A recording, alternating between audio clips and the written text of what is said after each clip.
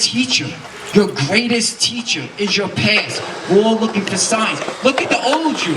I'll show you all the mistakes you made, all the people you made mistakes on. And when people show you who they are, fucking believe them.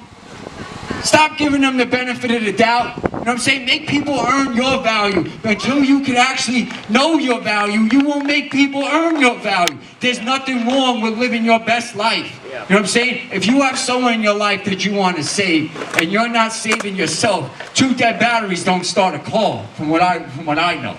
Right? But think of your brain as a car battery, right? Car battery has what? A positive and a negative charge, right? When work together, what it does? Produces electricity, don't it? What happens if both of them were positive? Wouldn't work. So if you have positive thoughts and make them negative, your brain, which is that battery, is going to make you go that way. If you have negative thoughts and make them positive, your brain's going to go that way with it. Right? So how do you turn your negative into a positive? The people you got around you. I used to want people around me doing worse, so I could be like, well, I'm not as bad as them. There it is. You know what I'm saying? So I could be comfortable. I don't want to be comfortable. I'm okay with being uncomfortable. My fucking last 20 years was uncomfortable, and I got shit for it. Yeah. I'm now getting value for it because I'm able to look back and see the value. You know what I'm saying? In the darkness is where the light is.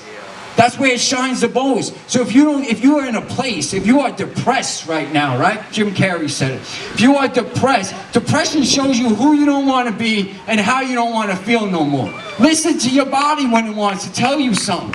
Pain is the way the body releases what it don't want, but we want to hold on to it. We want to play the victim. I don't play victim for choices I made in the past. I made them choices. That's right.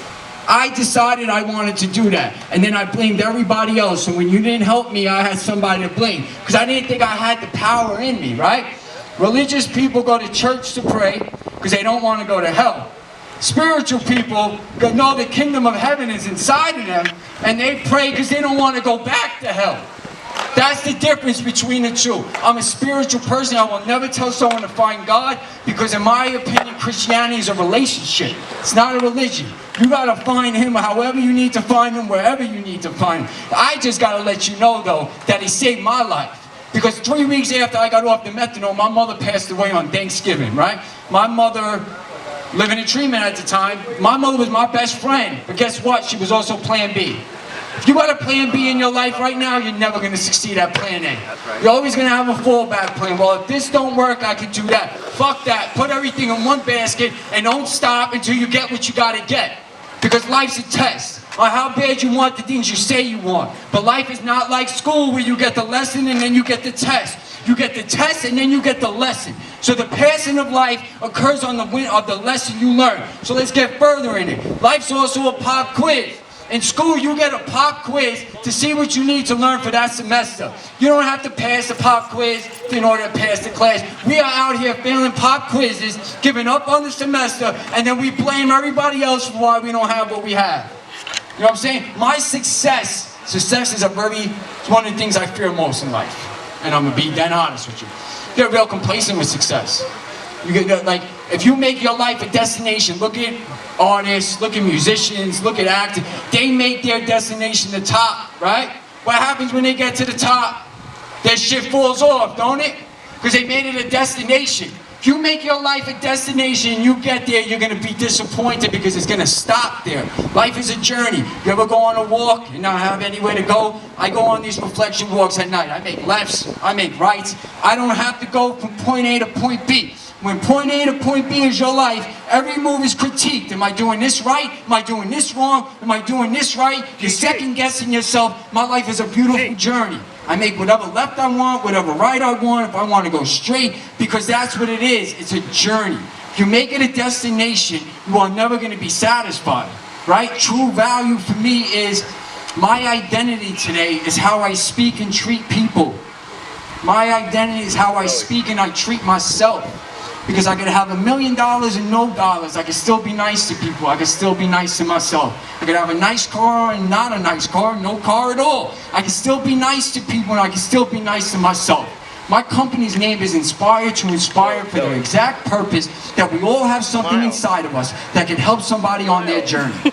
The more people you help on your journey, the more people that will help you on your journey. You know what I'm saying? I am not where I am today because of the work I'm only doing by myself. I am where I am today because I have beautiful people in my life that actually believe in me. But you know why they believe in me? Because I fucking believe in myself. That's why they believe in me. That shit is contagious. You know what I'm saying? Don't allow yourself to talk yourself out of doing something. Get with people in your life that are going to challenge you. A real friend is not going to yes you to death and give you sympathy and be like, oh, okay, John, it's all right, you'll get him next time. No, fuck that, John, get your ass up, we're doing this shit right now. Those are the type of people you need in your life. 3 type of people.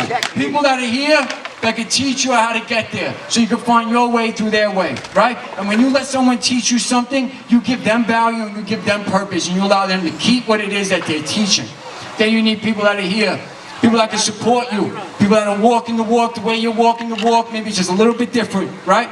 Then you need the people that are here, just like you had that person, you need that person so you could teach, so you could have value. My life has value because my life don't matter unless I make your life matter. What other way is there to live?